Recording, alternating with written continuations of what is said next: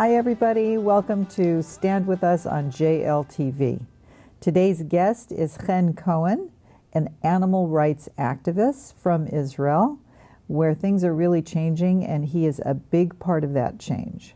So Chen, welcome to the show. Thank you, Roz. We'll just get right into this. First of all, tell us a little bit about your background and how you came to be involved with animal rights in Israel. Right, so I was studying computer engineering in Ben Gurion University in Israel, and then I found out that my brother and another good friend of mine has seen this talk and decided to go vegan.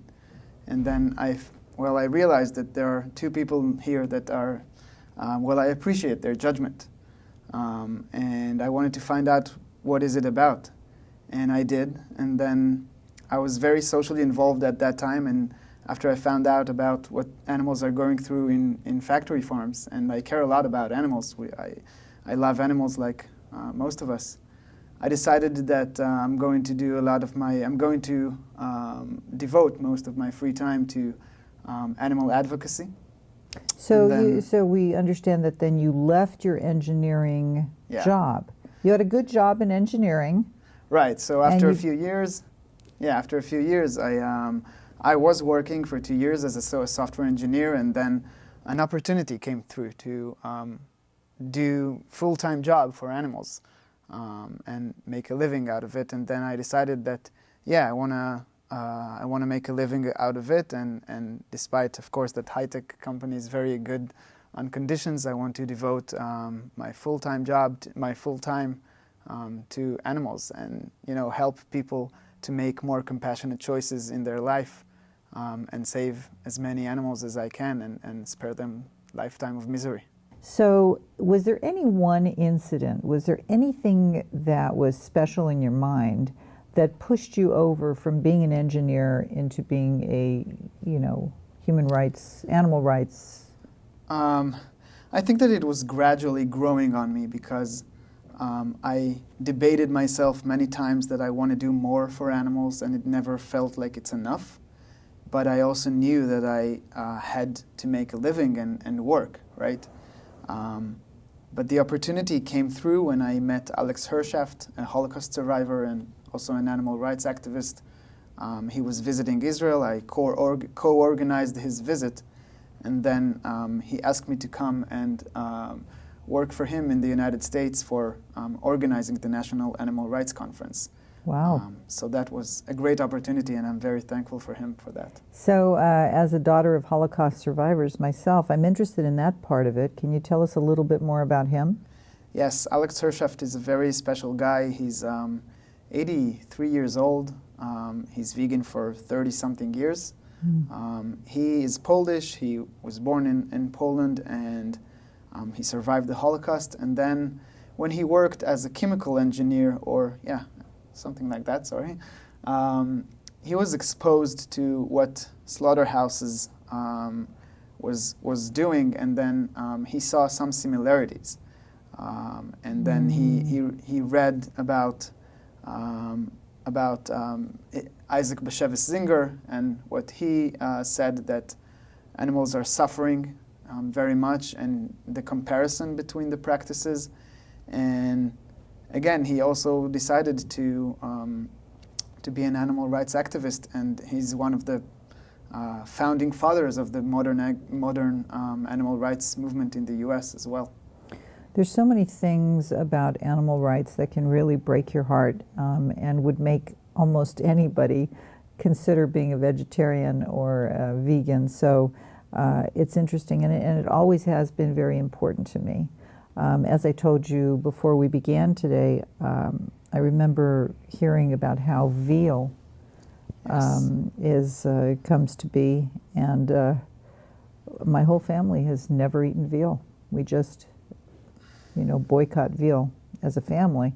So that's an interesting piece, from just who I am and who my family is. And I told you also, my mother, a Holocaust survivor, always said, you can't eat unless you fed your animals first. You must take care of your animals before you take care of yourself, because they can't, you've got them, as a pet. You have an obligation. You must, and we call that Tsar B'Lachayim. Yeah, Tsar Ba'alei Chaim. I think that you're very right. We're very compassionate and we worry for the weak. And animals in our society are the weak ones, and they don't have any rights, and they are the miserable victims some of the time. And I can very relate to what your mother said, and that's what led me into trying to do whatever I can to make their lives better, and again to spare them the lifetime of misery that they are going through in factory farms and in other places as well, of course. So can you tell us anything that's going on in Israel that is inspiring about this issue? Yes. Back in the 2000s, Israeli activists have exposed what's going on in factory farms regarding with foie gras, the forced feeding of geese and ducks, and the horrible conditions that they are situated in. If we're talking about Tsar Ba'alei Chaim, it's the most, probably the most horrible thing. And today in Israel, it's banned to produce foie gras. It's banned. So by law. Foie gras is also a pretty crazy thing that people do. It is a torture of an animal.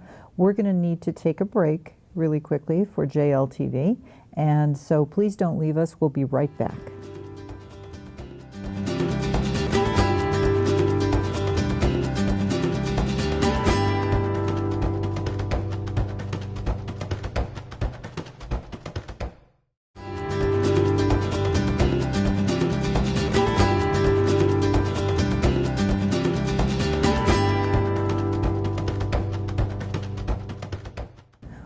Welcome back to Stand With Us on JLTV. Just a quick reminder that we should be supporting Stand With Us and JLTV. Just want to remind everybody that in 20 or 30 years, we need to make sure that the young people of today support the State of Israel. And that is what Stand With Us does. It's a big part of our work, creating a movement that will stand up for Israel tomorrow and tomorrow and tomorrow. So please do support our work and order our materials. We will send you each one of any of the items that you see on our website at no cost. Just say you were watching JLTV and you were promised one item for free. So we will be happy to do that. So back to you, Cohen, and all your great work. When we left a few minutes ago, before the break, we were talking about foie gras and how, thankfully, it is banned in the State of Israel, which is fantastic because it is the torture of geese and ducks. Yeah. Yeah, terrible, terrible, terrible. I can't even believe it exists in the first place. It's very unfortunate. Yeah. Is there anything else you want to tell us about that? I think that we're very lucky to have it banned in Israel by law. Israel was one of the biggest exporter of foie gras. It still exists, unfortunately, in some of European countries and in the United States, but in Israel it's banned by law, and we're thankful for that. And yeah. So for how long has it been banned? 13 years now. Oh, okay, that's significant. Yeah, that is very, very significant. It serves as a very good case study for us as well. You know, I remember a story. Israel's so great with this. I remember a story about a model who was anorexic and passed away. She died from being anorexic or bulimic or a combination. And then Israel enacted a law that they have to be a certain weight. They're not going to tolerate this anorexia and bulimia. There's actually a law about that. Yeah, I'm actually not that familiar with that, but that sounds very reasonable to have in Israel, because we really want to make people safe and healthy. Care for themselves. Yeah, healthy, fit. So is there anything else that's on the front line in Israel in terms of animal rights that you'd like to share? Yes, I think that some things are very special in Israel regarding how friendly and open it is for animal rights. Like the Israeli Defense Force, Israel, the IDF, is very open and is very vegan friendly. Today we have soldiers that are vegan and are being provided with leatherless shoes and woolless berets. Of course, the vegan options regarding eating are great, are huge. People who are being recruited, they're being asked if they prefer vegan or vegetarian meals. That's huge for us, and it's really amazing to see how inviting and how open the IDF is for embracing and respecting this lifestyle. So I know probably everybody knows this, that the IDF is the Israeli Defense Force. How does that compare to other armies? Do you have any idea? I know that in the US they're really struggling to get vegan options on the menus and on meals. It's not something that is going on very easy. So this reminds me of the don't ask, don't tell policy with gay people in the IDF, which I found a little bit funny, that here in America we were late in coming to the don't ask, don't tell, just stop, leave everybody alone, who cares? But in Israel for a long time they had this don't ask, don't care. We don't ask and we don't care policy, so they were ahead on that too. Also with women. The IDF was ahead with women. Yes, we have women pilots. Parachutes, yeah. So it's pretty extraordinary. Yes, I think it's also a part of course, that it is a mandatory service, but it's also an honor for people to serve in the IDF. And you served for 4 years, yeah? Yes, I served for 4 years as a lieutenant officer. Yeah, it was a great time in my, yeah. Another thing, if I may, another thing that is worth mentioning of Israel is the growth of the vegan movement in Israel in the last 5 years is being huge. It created a lot of international buzz and media coverage. And Israel today, and Tel Aviv specifically, is declared as probably one of the most vegan-friendly places to be. And it's the Daily Meal called it the best place to travel for vegan travelers. The vegan options, are by definition are very good in Israel. The falafel, hummus are vegan, and they are the national food. But also many other vegan restaurants, vegan-friendly cafes, ice cream, pizza. Domino's Pizza has vegan pizza in Israel, and it's the first and the only place in the world where you can have vegan pizza. So I know you weren't always a vegan guy. Were you always a vegetarian? I won't tell anybody except everybody that's watching. No, to tell you the truth, I wasn't a vegetarian. Again, when I discovered this information about animals, I told myself that I will try to practice veganism for a month, and it went on really good. So I wasn't vegetarian before. I always cared about animals. I always was against vivisection. I donated to nonprofits in that area, and I always loved animals and cared for social issues, and it was really close to my heart. Wonderful. Okay, we're going to take a short break, and maybe when we come back you can tell us a little bit about the movement in Israel with the Arab Israelis and the Jewish Israelis and Christian Israelis that are coming together over these issues. For sure, I will be happy to. All right, we'll be right back. Please don't leave us.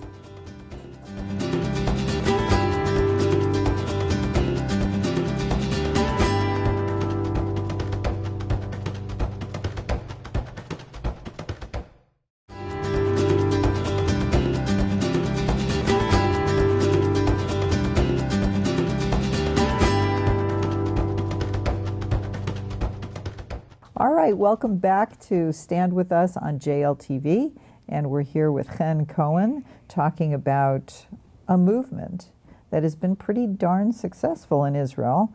You just mentioned that Domino's Pizza in Israel, only in Israel, offers vegan pizza. That's pretty cool. Yeah. Hi, Domino's. You can now sponsor this show. But that is really nice. It shows you that there is a trend going on inside Israel. Exactly, yeah. They even offer more vegan options now with other pastries that they have. So it's really successful, and yeah. That's great. So talk to us about the movement and how people are coming together over animals. Talk to us about marches and things like that I know you've been involved in. Yeah, one march worth mentioning is the last national march, which had more than 10,000 people. But another march I think is even more personally close to my heart, as I was very much involved with it. It's the joint Israeli-Arab march, where Jewish people, Muslims, Christians are coming together for one cause, for the animals. We had that march running for 2 years now. We had hundreds of people coming and coming together and saying that we have a just cause and a common cause to save animals, and that they, again, are the weakest in our society today. And, to see people from different religions, different nations, to overcome their differences and marching together and shouting together all, the slogans and the phrases in all the languages, in both languages. It's really very exciting, very moving. So how many people show up to these marches? We had like 1,200, yeah. And did you get any videotape or anything like that? Yes, I can provide you with videotapes of some of the marches. It did have media coverage, even worldwide media coverage. אין לנו זכות לקבול, להרעיב, לחשמל, לגדוע איברים. אין לנו זכות לקחת חיים. פעם ראשונה, השילוב היהודי-ערבי למען בעלי חיים, וזו התחלה פנומנלית, והיא תמשיך והיא תתחזק. As again, it is a very remarkable event, and we were very, again, lucky to cooperate with the movement, with the animal rights movement in the other, with other groups, with the Arab group, and we're very, very happy to do that. Is it an annual march or more than annual? It has been held for 2 years now. I think that it will become, an annual march. So very nice. Yeah. How was it working together with everybody leading up to the march? How was that? It was very stressful, but it was very inspiring because we came together for the same cause, and we all knew that this is what matters. This is what's important to us, and color doesn't matter, nation doesn't matter. We're all people. We all love animals. We all cherish life. Yeah. So this is what led us to it. Wow, it's very powerful. Where do you see it going from here? Do you have any target goals? Are there things in the future that you would like to see happen, or your life in this? Yes. I think that we're very progressing in the matter of how we see animals and conceive them. And I think that more and more people today are seeing animals not as commodities, but as living creatures who also fear, can feel pain, who also can feel happiness, and like our dogs or cats, also every other animal, including pigs, chicken, calves, fish, feel. And more people are now discovering this and making compassionate choices and replacing their meat meals with vegetarians or vegan meals. And you have we're Meatless Monday. What is that catching on, Meatless Monday? In Israel, yes, for sure, and it's also very successful in the United States. Just this past days, Massachusetts has passed a ballot measure to not confine any animals in factory farms. I see a lot of progress regarding animals and agriculture, and I think that we're very on a good path. This is really an issue of awareness, because you're right.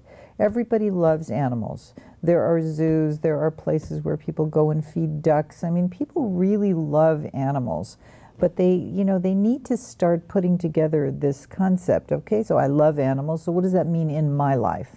Exactly. How am I going to interpret that in my life?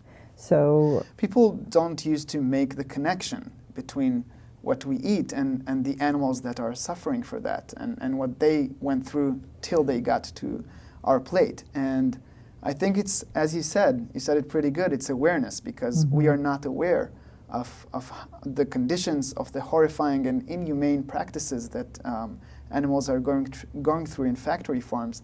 and in shipments. And in shipments also. The stress of the shipment. The live exports from Australia, from Romania, from other countries to countries who want to slaughter the animals in their country. So the calves and the sheep are being shipped in weeks in those ships, and they're not being taken care of veterinary-wise. It's inhumane. It's totally inhumane.